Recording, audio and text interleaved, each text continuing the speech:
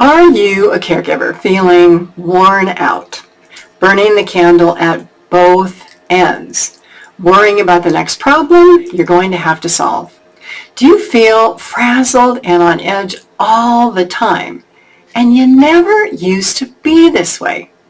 Have you helped others in your family so much that they depend on you to do everything? Mom and Dad call you all times of the day while you are at work, sometimes just to chat. If so, is it time to make your well-being, your self-care, non-negotiable? Stay with me while I share 3 tips that you can start using today to reclaim your well-being and feel like you are back on track and moving ahead with your life. If this is your first time on my channel, I'm Pamela D Wilson. I'm a caregiving expert with 25 years of professional experience helping aging adults and their caregivers work through the health, financial, legal, and family relationship aspects of caregiving. Please take a moment, like this video, follow my channel, comment below, even if it's only to say thank you. One comment helps this video find other people all the way around the world. And if you have a question or an idea for a future video, you can also share that below. My website is PamelaDWilson.com. Tip number 1 for how to make caregiver well-being non-negotiable is to end the spiral of being so busy that you feel like you can't get anything done. You feel like you're never making any traction. So, how do you do that? Well, maybe you are mentally frazzled. Maybe your mind is going here and there and here and there, and you're just not focused. And so you feel like you're failing at everything. Your work life, your personal life, your caregiver life, your relationships. You're not. You're just feeling overwhelmed. So here's what you do. Find a quiet place, get out a piece of paper, pen, spiral notebook, something to write on, and just do a brain dump. Write everything down that you feel you have to do. Write down the problems you feel like you are facing. And look at the concerns that you express to others. Are you upset that your siblings aren't helping? Are you frustrated with your aging parents because they refuse to do things that might be good for them? Write all of this down. Then, look at the list and prioritize the tasks or the problems that are most problematic, the ones that are really stressing you out. And this list can include not only caregiving tasks and problems, but things that you want to do in your life that you feel that caregiving is holding you back from. And as you look at this list, are these things that you must solve for yourself?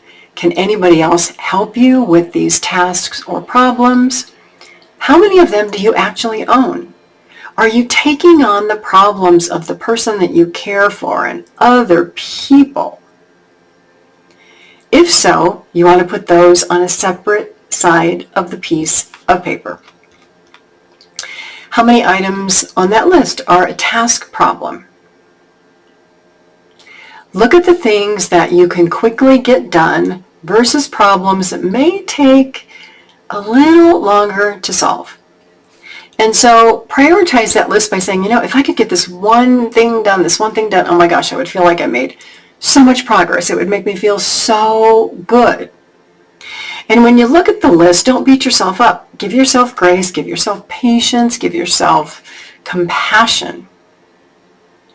Stop criticizing yourself. Agree to stop complaining about these things because now you have them written down and you can do something about it. So maybe that task is something as simple as planning out your schedule for the next week so you don't feel like you are continually forgetting something or missing out. Or maybe it's just sitting down and paying your bills, washing a load of clothes, taking a shower, washing your hair, cleaning out your closet, meal prepping for the coming week, changing the sheets on your bed, making a doctor appointment. Maybe you want to make some time to go have coffee with a friend or read a motivational book. It doesn't matter what it is. And I know this may seem simplistic, but All these little things I mentioned, they are the things that so many caregivers put on the back burner. And the longer these stay on the back burner, the worse the caregiver feels, because it seems like you never get to do anything you want to do. Even if that thing is sleeping in on a Saturday morning, because everyone else wants you to get up and do things. So now, you have a list. You know what's bothering you. You know the things that are yours and the things that are probably somebody else's responsibility. So number 2 is you have to set aside time in your schedule to get that one thing scheduled and done. And then you can work on the next thing and the next thing and the next thing. Honestly, you will be surprised how less stressed you feel when you can devote time just focusing on you and your list. Put everybody else aside. Everybody else doesn't get this time. This is your time for you. And so because it's your time for you, you need to figure out how much time you need to complete these tasks that you want to get done. Now, caregivers, I will say, are the biggest underestimators, which is why caregivers fall behind.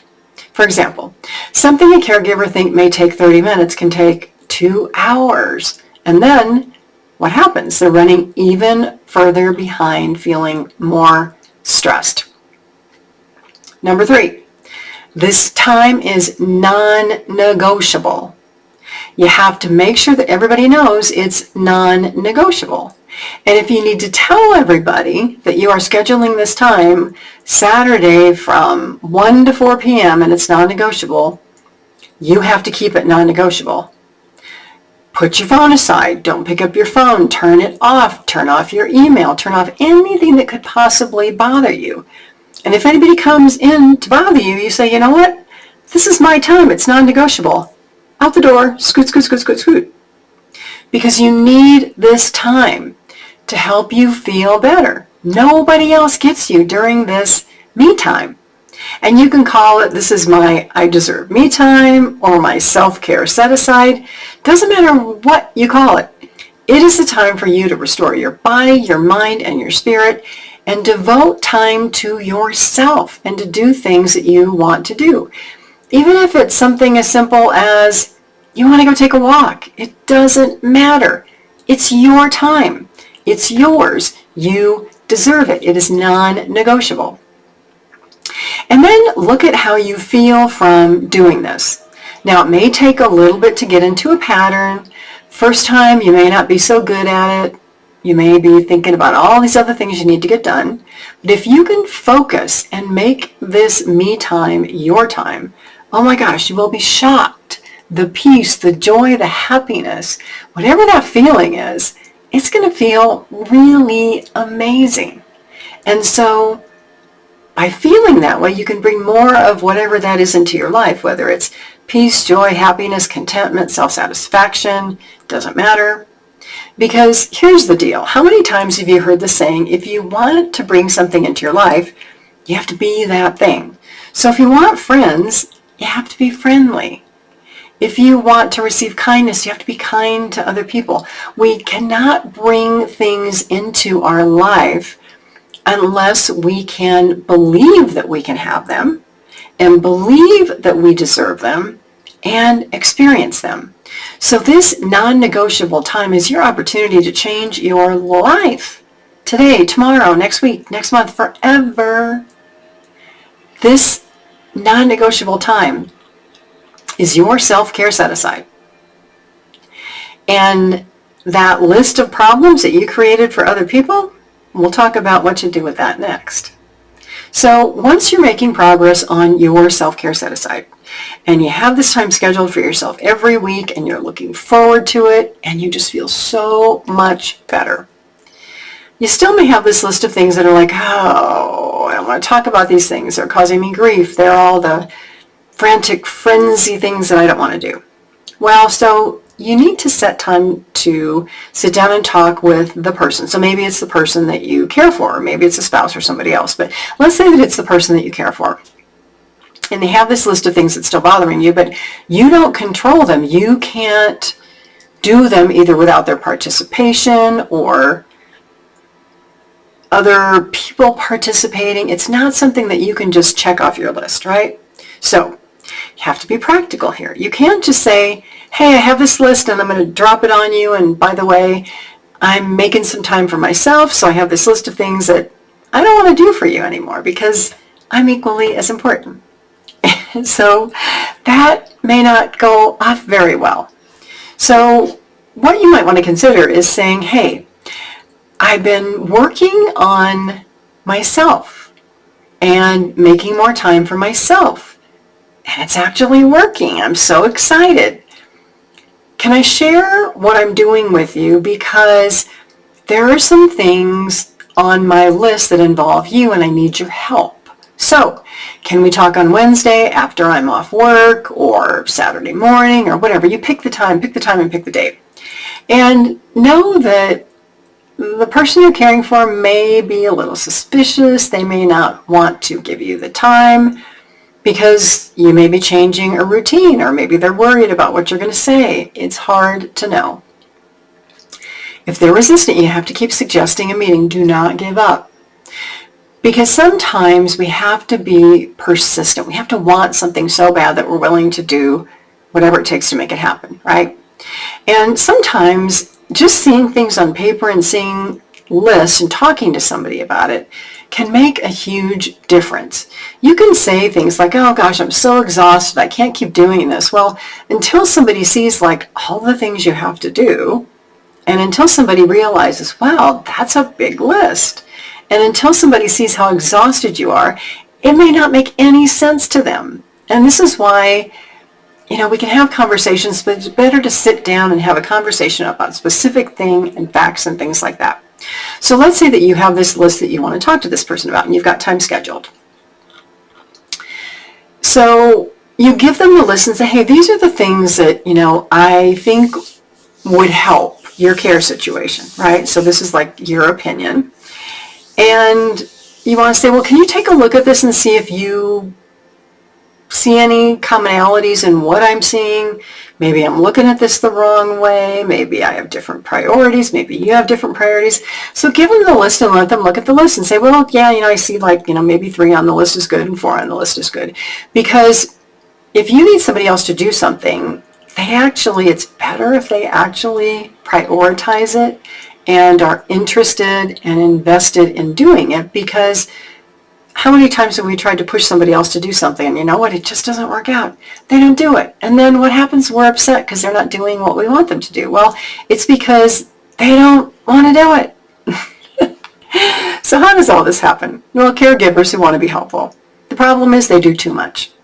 They take away the person that they care for, mom or dad, spouse, sibling, whoever. They take away another person's motivation or interest in doing things for themselves.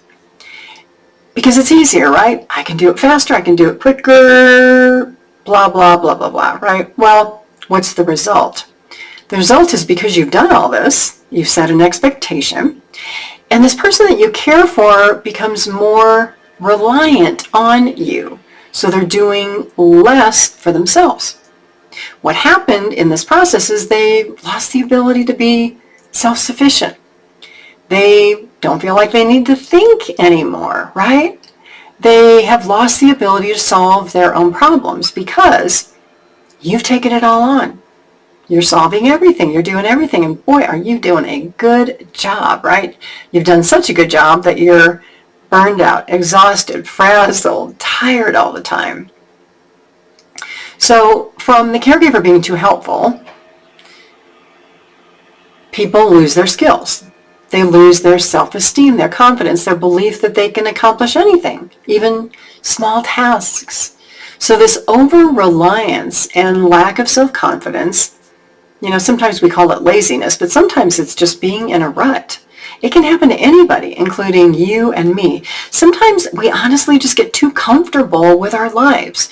We get comfortable with a routine and we just can't see that there's any other way to do it until somebody shows up, until we read a book, see a video, hear something on a podcast, and we're like, oh my gosh, I've gotten complacent.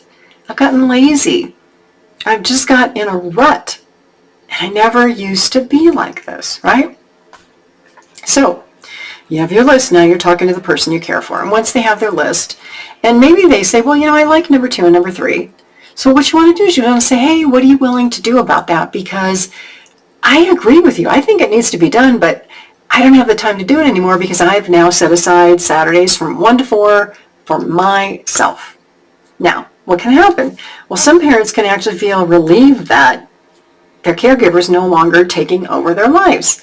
They may be like, oh, thank God. Other parents may be angry because now the caregiver is saying, well, I want you to do more for yourself. So as the caregiver, be a cheerleader, be encouraging, be compassionate, especially if a loved one's saying, well, I don't know if I can do this. I don't know how to do this. You'll be like, we'll figure it out. I'll help you. And then you can do it, right? Because wouldn't you want somebody to do that for you? Now, caveat, this excludes people with Alzheimer's or dementia or some kind of cognitive impairment because they don't have the ability to learn new things. And with cognitive impairment comes a lack of initiative, meaning that they can't start a new project or start a new task because up here it's just not working anymore. So you have to keep that in mind. So while you are doing this you time, right, regaining your physical and your emotional well-being and your self-confidence and your self-esteem, and you're checking things off your list and you feel really good, imagine how good the person that you're helping could feel if they could start doing the same. It would actually balance out your lopsided relationship. Because here's the thing, if you don't do something, right, and you keep running out of energy and you're spiraling in all this mental stress, it is very possible and very likely, the research proves it, that the physical and the mental stresses of being a caregiver, they will overtake your life. They will cause you to have a health problem. And then you won't be able to care for the person that you love, even if you want to. Taking care of yourself, making time for yourself, scheduling time to do things that make you happy, make you feel like you're accomplishing something in life. It's so important. That is the best thing that you can do for yourself, and it's really the best thing that you can do for everyone else in your life. I thank you all so much for being here. I'm Pamela D Wilson, a caregiving expert and advocate. Please go to my website, PamelaDWilson.com. There's so much free help there. 3 online courses, my podcast, my blog. You can schedule a one-on-one consultation with me if you're interested in more support. That is under the Services tab on the Elder Care Consultation page. I thank you all so much for being here. Please do, again, like this video, follow my channel, comment, even if it's only to say thank you. One little comment helps people from all over the world find their way here. I'll see you all again soon in another video.